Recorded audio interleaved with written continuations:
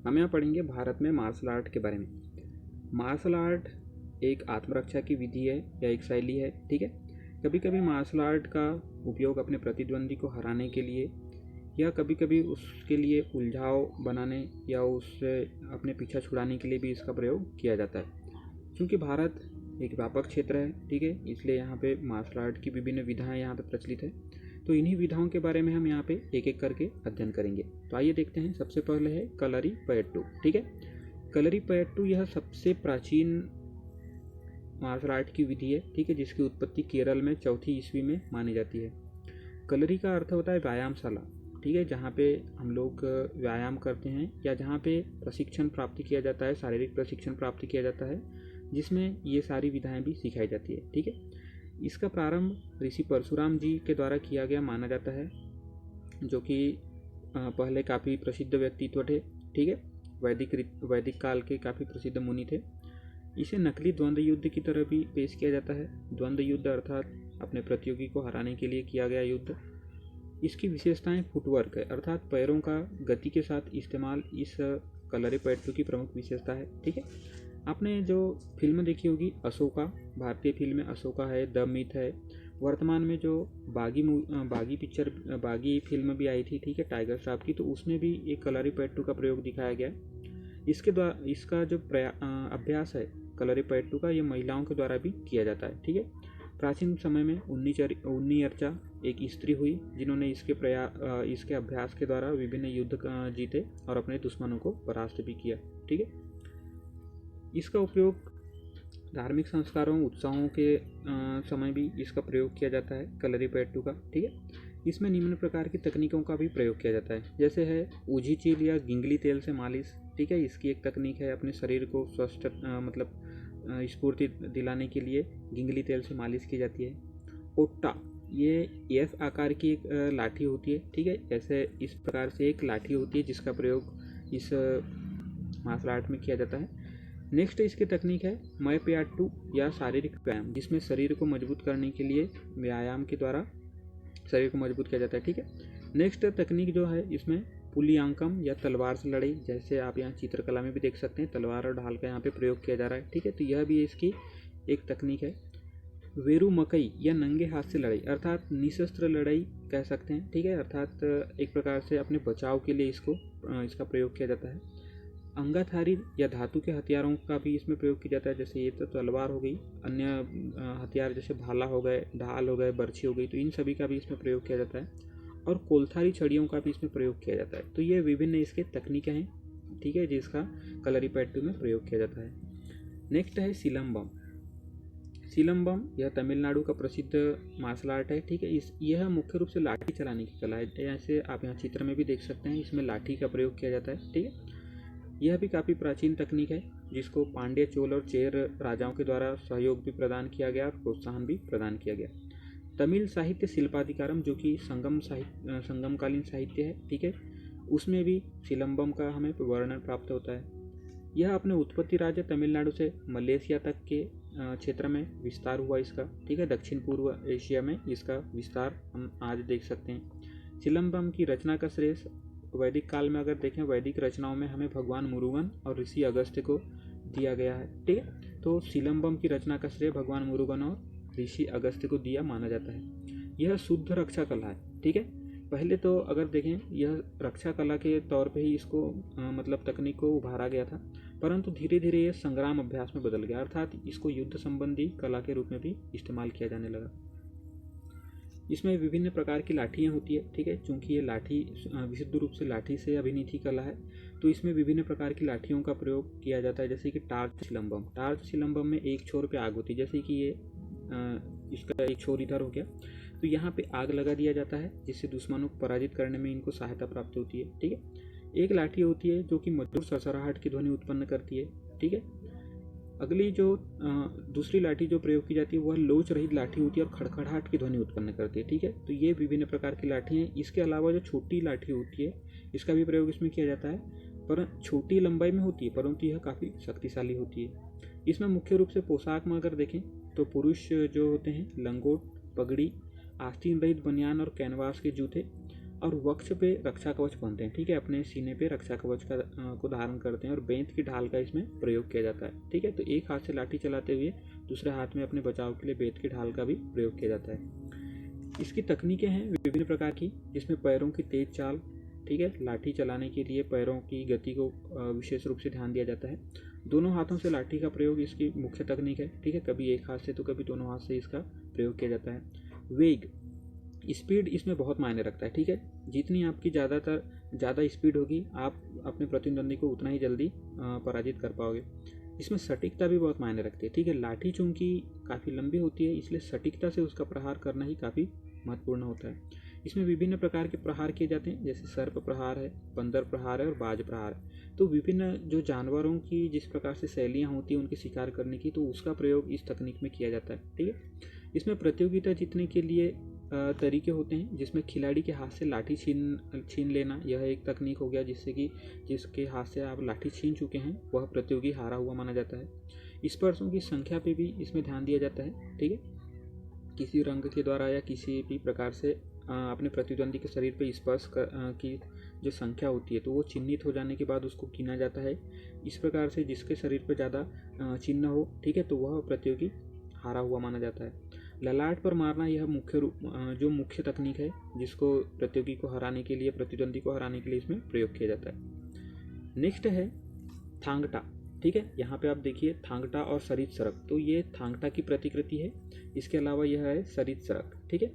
तो हम थांगटा के बारे में चर्चा करें पहले, तो सबसे पहले तो थांगटा और सरित सरक दोनों ही मणिपुर के मेइती लोगों के द्वारा इसका उद्भव किया गया, ठीक है। मेइती एक जनजातीय लोग हैं, तो इनके द्वारा इसको आगे बढ़ाया गया।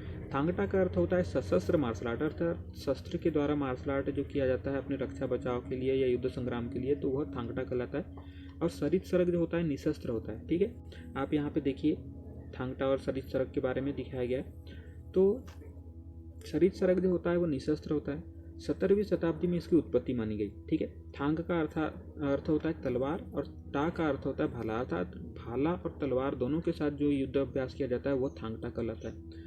और थांगटा और सरित सरक अगर दोनों को मिला दिया जाए, ठीक है, तो उसको हुयन लांगलोन कहा जाता है। तो ये ध्यान रखिएगा, थांगटा और सरित सरक दोनों को एक साथ हुयन लांगलोन कहा जाता है। इसमें 3 तरह के अभ्यास होते हैं।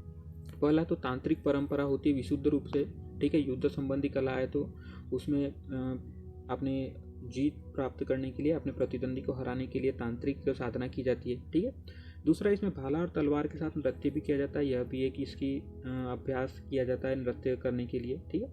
और वास्तविक तरीके से लड़ाई, यह एक इसका प्रमुख रूप है, जैसे कि आप यहाँ चित्र में देख सकते हैं, ये वास्तविक रूप से लड़ाई का अभ्यास किया जा रहा है। सरित सरक जो होता है यह आक्रामक और कुटिल कार्यवाही के लिए काफ़ी प्रसिद्ध है। अगर सभी मार्शल आर्ट में देखें तो सरित सरक काफ़ी प्रभावशाली है, ठीक है।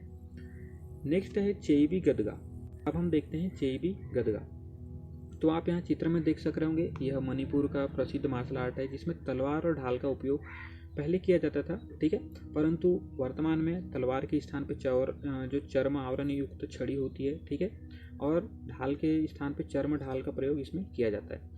इसमें प्रतियोगिता एक 7 मीटर व्यास वाले सर्कल के अंदर या गोलाकार क्षेत्र के अंदर की जाती है, ठीक है, जिसमें 2-2 मीटर के दूरी पे 2 लाइनें खींची रहती है। इसके अंदर ही इस प्रतियोगिता को किया जाता है, और जो प्रतियोगी अपने प्रतिद्वंदी को इस सर्कल से बाहर निकाल देता है वह प्रतियोगी जीता हुआ माना जाता है। चेईबी की जो छड़ी होती है वो 2 से 2.5 फीट की लंबाई में होती है, ठीक है। इसके अलावा जो ढाल होती है वो 1 मीटर व्यास की होती है। विजय द्वंद्व के अंकों से किया जाता है, जैसे कि मान लीजिए जिसकी कौशल अच्छी है, ठीक है, टेक्निक अच्छी है, जिसके लड़ने की शारीरिक बल है जिसमें अधिक, तो उनको यहाँ पे विजयी माना जाता है, ठीक है। नेक्स्ट है परिखंडा। अब यहाँ पे आप चित्रकला में देख सक रहे होंगे, यह बिहार का प्रसिद्ध मार्शल आर्ट है और यह भी तलवार और ढाल के माध्यम से ही किया जाता है।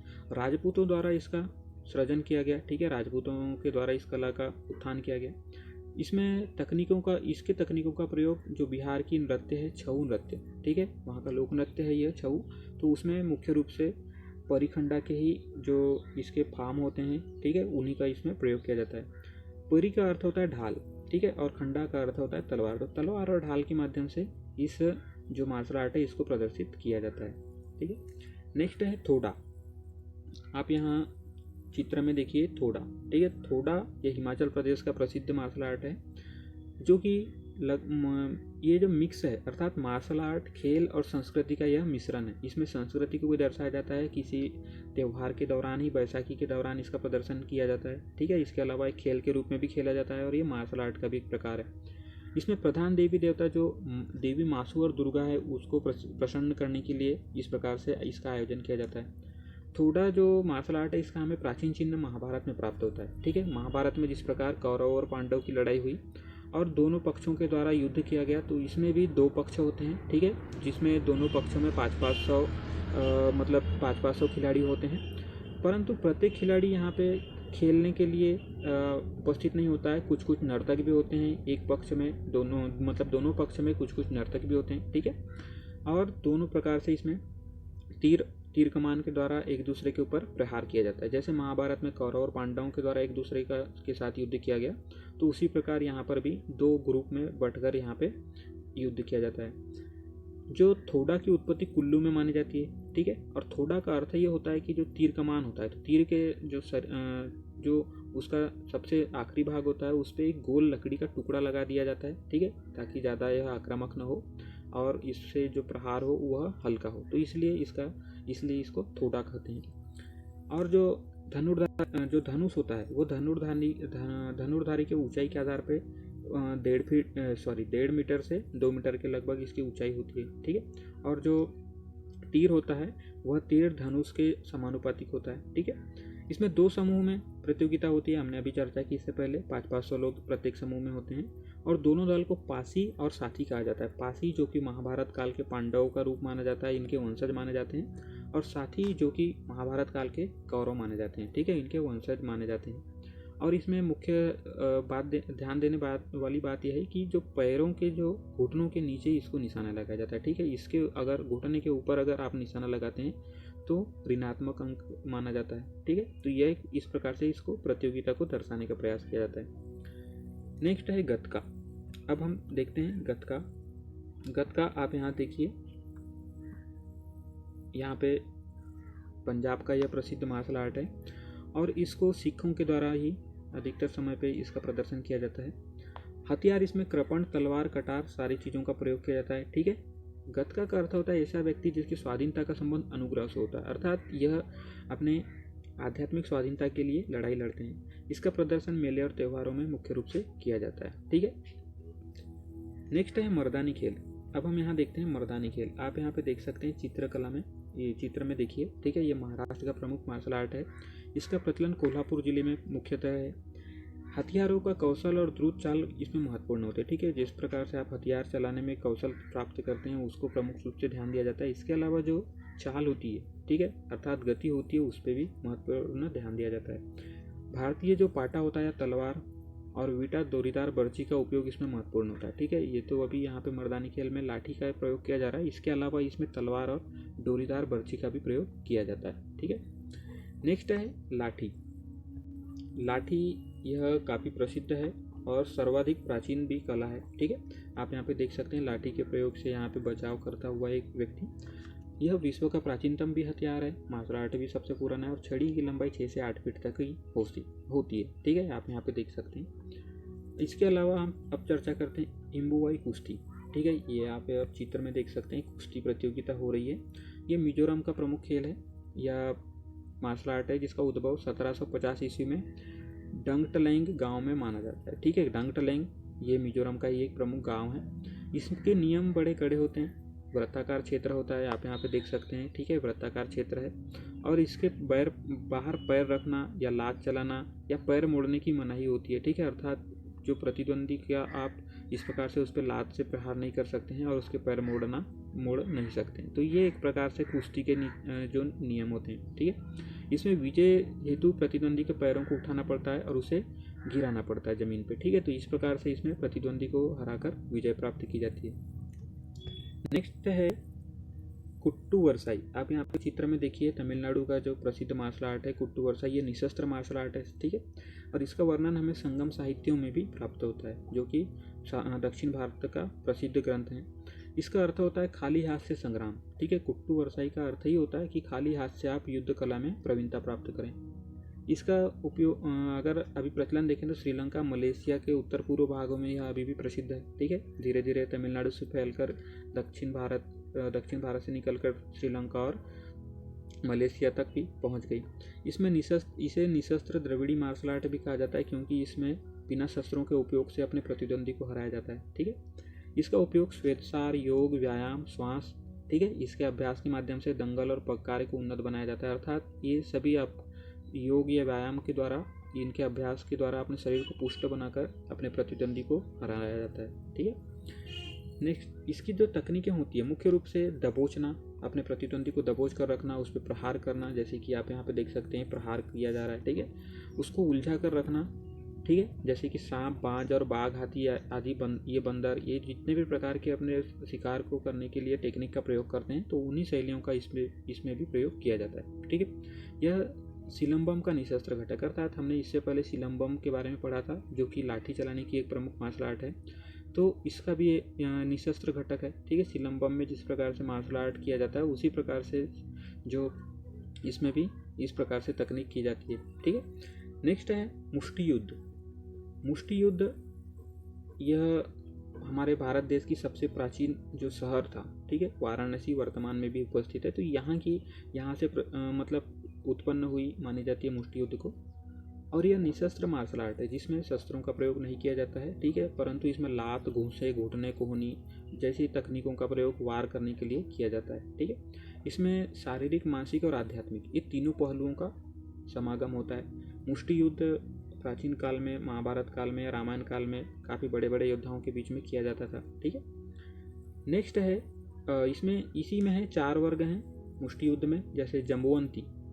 रामायण काल में जो जाम्बुवंत जी थे, तो उन्हीं के नाम पे जम्बुवंती कुश्ती होता है। ठीक है, जो जम्बुवंती, ठीक है, ये मुष्टि युद्ध होता है। तो इसमें इसकी तकनीकें होती है उलझाकर, पकड़ कर रखते हुए आत्मसमर्पण करने के लिए विवश कर देना अपने प्रतिद्वंदी को, तो ये जम्बुवंती कुश्ती होती है। ठीक है, मल्ल युद्ध। इसके अलावा जो मुष्टि युद्ध में हनुमंती मुष्टि युद्ध जो होता है, इसमें तकनीकी श्रेष्ठता होती है। आप कितने अच्छी तकनीकों का प्रयोग करके अपने प्रतिद्वंदी को हरा रहे हैं, ये हनुमंती मुष्टि युद्ध को दर्शाता है। ठीक है, भीमसेनी मुष्टि युद्ध जो होता है उसमें विशुद्ध शक्ति होती है, अर्थात जितना आप ताकत लगाने का प्रयास करते हैं, जितना आप ताकत का प्रयोग करते हैं, ये भीमसेनी मुष्टि युद्ध है। जरासंधि मुष्टि युद्ध में अंग और अस्थि संघ, अर्थात आपके हड्डियों के जोड़ों को तोड़ने के पे यह केंद्रित होता है। ठीक है, नेक्स्ट है पैका अखाड़ा।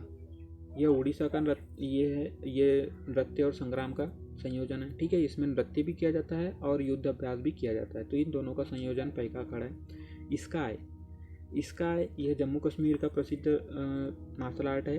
ठीक है, तलवार और ढाल का इसमें प्रयोग किया जाता है। आप यहाँ पे देख सकते हैं मतलब यहाँ पे प्रतियोगियों के द्वारा तलवार और ढाल का वर्तमान में प्रयोग नहीं किया जाता है, उनके स्थान पे किसी दूसरे चीज़ों का प्रयोग किया जाता है। ठीक है, इसके अभ्यास के लिए, तो यहाँ पे स्काई नामक ये मार्शल आर्ट का यहाँ पे अभ्यास किया जा रहा है। काथी सामू, आप यहाँ पे देख सकते हैं, काथी सामू आंध्र प्रदेश का प्रसिद्ध मार्शल आर्ट है, और इसमें प्राचीन जो सेना थी, ठीक है, प्राचीन समय में जो आंध्र प्रदेश की राज्य थी, उसकी जो राजसी सेना थी वह इस मार्शल आर्ट में काफ़ी फेमस थी या उसमें प्रवीण थी। ठीक है, नेक्स्ट है बंदेश। यह पूरे भारत में इस खेल को किया जाता है या इस मार्शल आर्ट को जाना जाता है, और प्रतिद्वंदी हेतु विभिन्न इसमें उलझाव का प्रयोग किया जाता है। ठीक है, नेक्स्ट है मल्ल युद्ध। ये बंदेश यहाँ पे देख सकते हैं आप। ठीक है, इसमें प्रतिद्वंदी के लिए विभिन्न उलझाव का प्रयोग किया गया है। नेक्स्ट है मल्ल युद्ध। तो मल्ल युद्ध दक्षिण भारत का प्रसिद्ध मार्शल आर्ट है, जिसमें दक्षिण पूर्व एशियाई कुश्ती शैलियों से संबंधित पारंपरिक संग्राम कुश्ती है। ठीक है, कुश्ती का ही एक प्रकार है, परंतु यह मल्ल युद्ध एक प्रकार से कुश्ती के अलग अलग टेक्निकों का प्रयोग करके इसमें अस्थि संधि को तोड़ने, ठीक है, और अपने प्रतिद्वंदी को उलझा कर रखने, उसको दबोच कर रखने, ये विभिन्न इसमें तकनीकों का प्रयोग किया जाता है। नेक्स्ट है मलखांब। आप यहाँ पे देखिए मलखांब। ठीक है, तो मलखांब महाराष्ट्र का प्रसिद्ध यह मार्शल आर्ट है, जिसमें पोल का प्रयोग किया जाता है। ये एक लकड़ी का पोल होता है काफ़ी ऊंचा। ठीक है, तो उसके ऊपर कलाकारों के द्वारा प्रस्तुति दी जाती है, उसमें कसरत भी या व्यायाम भी किया जाता है। रस्सी और अधिकतम एकाग्रता की इसमें आवश्यकता पड़ती है। ठीक है, नेक्स्ट है इंसू नावर। इंसुनावर ये मिजोरम का प्रसिद्ध मार्शल आर्ट है, जिसमें जो खिलाड़ी होता है वह एक वृत्ताकार आकृति के भीतर इस खेल को खेलने के लिए गोल लकड़ी की छड़ी का प्रयोग करते हैं। ठीक है, एक प्रकार से ऐसे वृत्ताकार क्षेत्र होता है, उसी के अंदर खिलाड़ी छड़ी के प्रयोग से इस खेल को खेलते हैं। ठीक है, नेक्स्ट है किरीप साल्डू। किरीप और साल्डू ये निकोबारी कुश्ती है। ठीक है, जिस प्रकार से हमने विभिन्न कुश्तियों के बारे में चर्चा की, उसी प्रकार से यह निकोबारी कुश्ती के नाम से प्रसिद्ध है। नेक्स्ट है वर्मा आती। ठीक है, यह तमिलनाडु का प्रसिद्ध मार्शल आर्ट है, जिसमें हमलों से सुरक्षा करने के लिए विभिन्न अंगों पर केंद्रण दिया जाता है। ठीक है, जैसे कि आप यहाँ पे देखिए, जो प्रतिद्वंदी को परास्त करने के लिए विभिन्न तकनीकों के द्वारा या उसके प्रतिद्वंदी के द्वारा जब हमला किया जाता है, तो उसके हमलों से बचने के लिए शरीर के अंगों पर इसमें ध्यान दिया जाता है। ठीक है, तो ये रही हमारी चर्चा विभिन्न भारतीय मार्शल आर्टों के बारे में। तो देख लेते हैं हमने क्या क्या अध्ययन कर लिया। ठीक है,